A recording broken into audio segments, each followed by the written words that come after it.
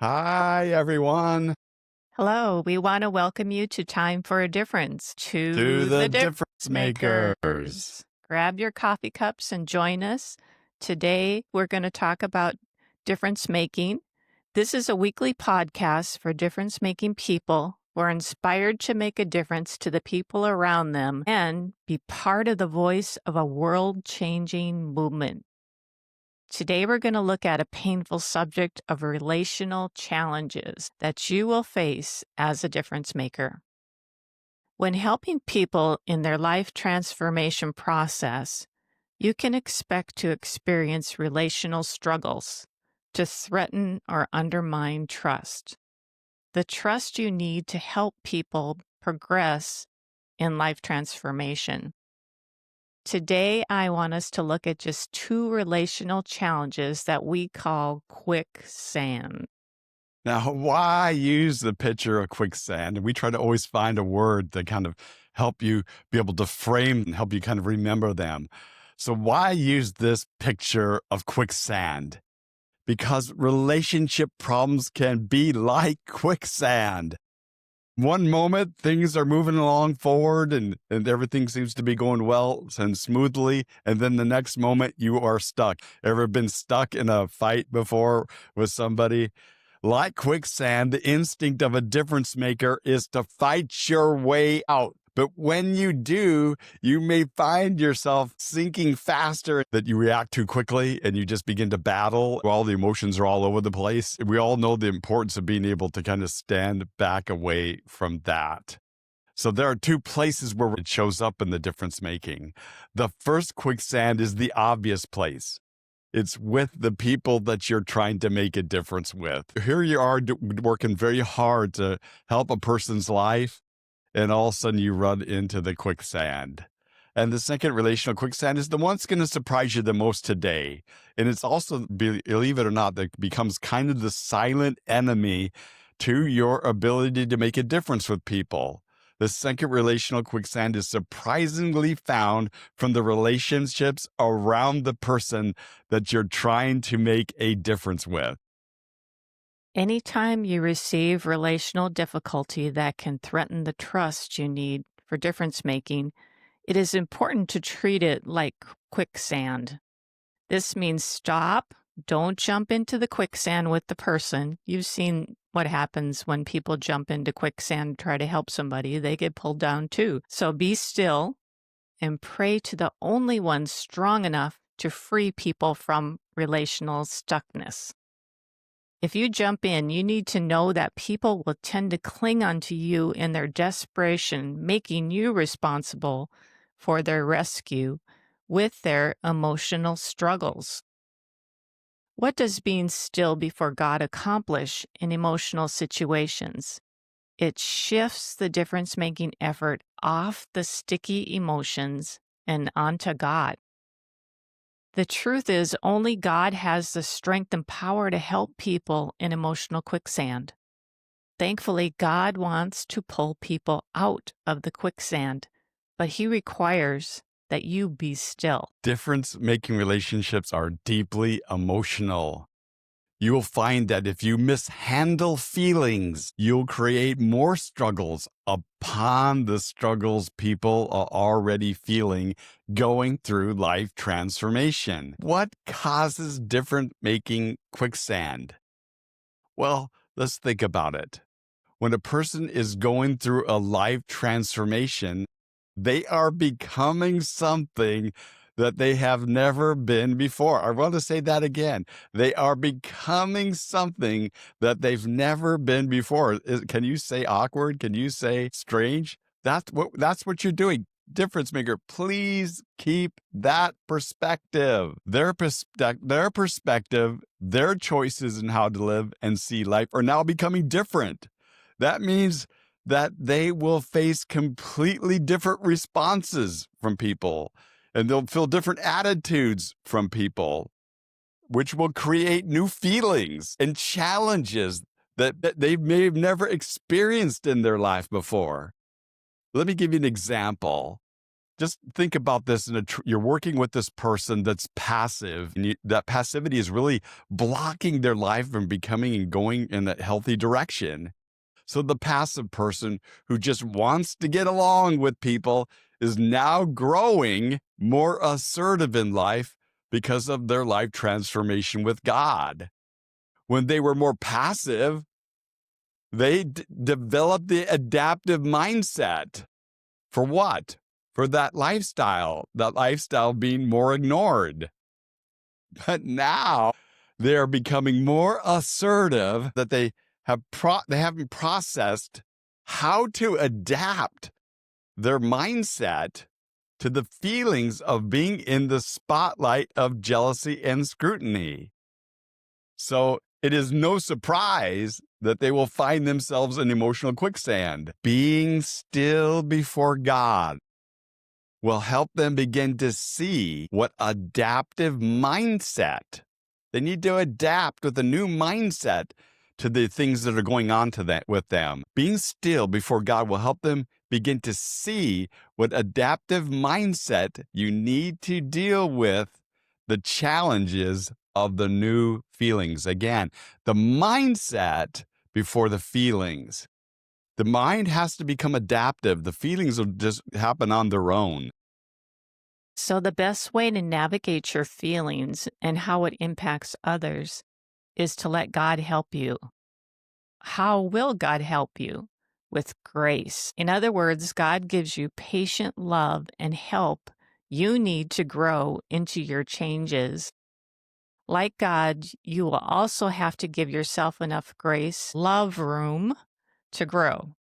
Be patient with yourself in life transformation. Also, know that you are creating emotional quicksand for all the relationships around you. So be gracious, kind, and patient with the people around you. They don't know this new person that you're becoming. Yeah. Where's all this confusion coming from when I'm dealing with them? Because they don't know the new person they're becoming. And you don't, as a difference maker, know particularly what God is hatching out of their life. Yeah. They don't know this new person. So don't be hurt by their uncomfortable or challenging feelings towards you. They are also making adaptation changes to you and their relationship with you. They will often, just like quicksand, fight with you or resist you because they feel that they are losing you. And guess what? They are. So it's your responsibility to help them fall in love with the new version of you. Yeah, the family, it's a real difficult thing for them. They find this person that's all of a sudden changed in their life. And they're just like threatened by that. Like, who's this new person becoming? And we'll learn a little bit more why we make that more difficult too. So while you're learning it, they're learning it. So be patient with them and be kind to them and explain things to them. Now, with that foundation, let's move on to the two of the most common quicksand experiences difference makers will have to deal with. So the first one, you can become a successful difference maker by knowing how to deal with the different you quicksand. The different you quicksand. In other words, how do we deal with the emotional struggles that happen in your relationships because of the different you? What I find when I do difference making with people, usually the families are like, yes, they need some help. Sometimes families are ran out of resources and emotions to be able to deal with all the struggles that people are going through. So initially, families are very positive to our initial efforts of life transformation. They're positive toward. But as the different you begins to appear, here's to the family will begin to feeling that threat of losing you. That will bring conflict with family, with the different you. And then that you'll feel rejected because they don't want the different you. So watch those feelings of thinking that their family is rejecting you. No, it's the different you, and you haven't even grown into the different you, which will make a quicksand for you, okay, with people as you question the value of the different you compared to the pain that you're experiencing with your family in your life transformational process. Yes, this struggle with the different you also appears on the difference maker's relationship. When people start life transformation, they get really excited over the benefits and possibilities they are just experiencing. But as the family reacts negatively to the different you and wants the old you back, creates this quicksand effect with the difference maker. They try to make you responsible for their pain. How does a difference maker help people in this quicksand? Let's look for the answer later in a story. So, number 2, you can become a successful difference maker by knowing how to deal with the quicksand of the awkward you. As a difference maker brings people through life transformation, their new changes bring them into an awkward you state. Awkward you state. They're half of this new person and still half of that old person. Really awkward. Awkward. The struggle with the awkward is usually more problematic on the new you side. Why is that? Because when you feel a new sense of life empowerment, it often turns into pride. Usually, the awkward you is prideful, and this pride will cause relational quicksand for everyone. You will tend to believe, I know more, I know better than you, which of course emotionally attacks everyone around you. To help difference makers see and know how to deal with these problems of the awkward you and the different person, I will illustrate some of the answers in the story. And I want you to pay attention to the story and look at the things that we've already talked about in this story. I was counseling this couple named Mark and Kim. Mark was someone I led to Christ, and he was committed to life transformation. Mark was loving the new life and empowerment that he was feeling and experiencing, that new you. He was liking that. But unfortunately, Mark was so in love with it that he fell in love with himself too much. That's called pride. Mark then, in his mind, became smarter and better than everyone and was just on a tear in all his relationships, creating quicksand everywhere. I'm better than you with his parents. I'm better than you with his friends. I'm smarter than you. My opinions are the best. What did I do? I'm the difference maker. I remember that this is quicksand. I don't fight against his pride. I give him the grace and mercy that he needs and let God do what God does. God humbles the proud. Now, sometimes I want to just make a little comment. Sometimes you can just hint at and say, hey, this is a pride issue. And if somebody's matured in that, they'll begin to start looking at that. When it's happening as a difference maker and all these powerful new things happen with a person, they tend not to catch themselves. So there isn't anything that I'm saying that's against the idea of being able to connect people to the problem. But if they're lost in their pride, here's what you need to do. Because this is true. I knew that my main job was to help to mitigate Mark's damaging attitudes with his relationships around him until he had his humbling moment with God. In other words, while his family's being terrorized, rather than making his family make me an enemy, I would go to them and I would explain that this is the stage that he's at. And just to give him grace and mercy, that at some point, he's going to see that attitude isn't livable with anybody. And so he's going to get humbled. God is faithful to humble us. Now, what did God use to humble Mark? So the drama unfolds. He used hurtful conflict with Kim to make him begin to ask the what's wrong question. See, that's the beginning of it when a person starts being able to understand that they have a problem. They say, what's wrong? Why all of a sudden are we fighting? And you never see that. Well, the new you has been creating quicksand for everybody in fights. Mark's pride was affecting his relationship with Kim, and she didn't love the new Mark at all. The new know-it-all Mark. Nobody liked that version of Mark. Now, because of Kim's emotional quicksand struggle with Mark, she counseled with me. And in that counsel, I talked to her about the different Mark. And I talked to her about the awkward quicksand of Mark. That understanding brought Kim comfort and helped her navigate Mark's situation with grace and mercy until the humble Christ version of Mark would come. I also teamed up with her so that we could both consistently give Mark the message that the prideful version of Mark wasn't acceptable. So here again, we don't go to war with him, but we let Mark know that he is on a new process and that we're not going to live with the prideful version of Mark, that it wasn't acceptable. And so we faithfully warned Mark he would at some point be humbled by God. There was great pain for me and Kim, and that's what you have to relate to as a difference maker. You're going to get insulted, and she's going to go through pain, and you're going to go through pain. Both the pain to confront Mark and the pains as we awaited his choices and apologies. Did you notice that I said we're awaiting his choices and apologies? Why both? Well, his choices are going to be the things that are the adaptions that he's going to use to be able to connect himself to the new him to the world.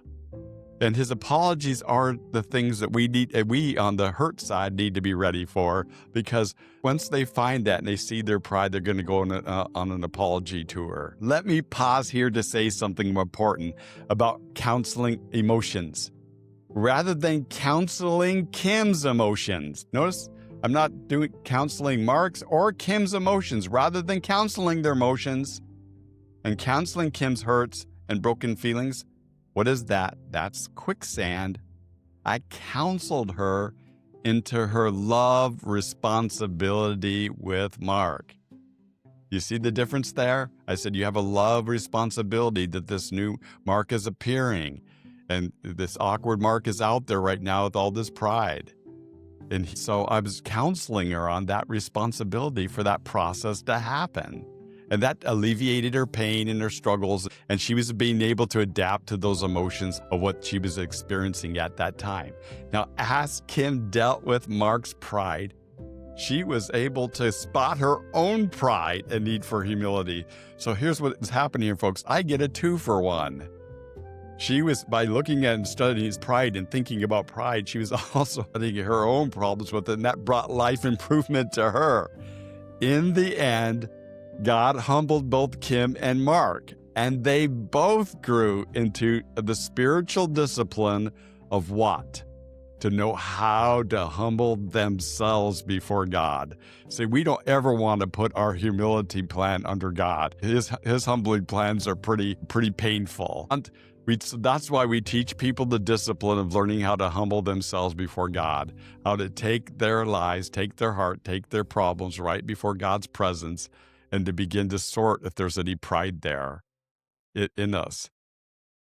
Frankly, I found it is wiser before you do any life transformation work with someone, you tell them and their family about the different and the awkward stages that they will probably go through. Also, warn them of the possibility of the know-it-all pride that could show up. In my experience, it's better to remind people what we talked about before rather than trying to explain in the after effects.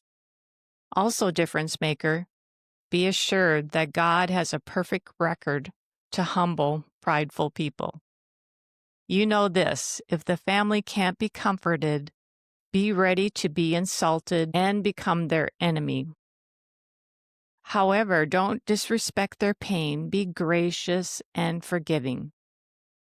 When the prideful Mark time is over, make your first project of humility for Mark to go on the apology tour. That will have a great impact on the family and would heal and restore respect for the difference maker. The family gets really angry at me. Don't respond. Just be gracious to them, because if you've had that talk with them and they know that that's what's going on, you'll have quicksand with the family and they'll be embarrassed in that confrontation with them. So you're attacking them back or trying to protect yourself. They're going to be attacked in the wrong way. And recognize that one of the first projects that you can give the Mark when they get off that pride thing is say, I need you to go on an apology tour to your family.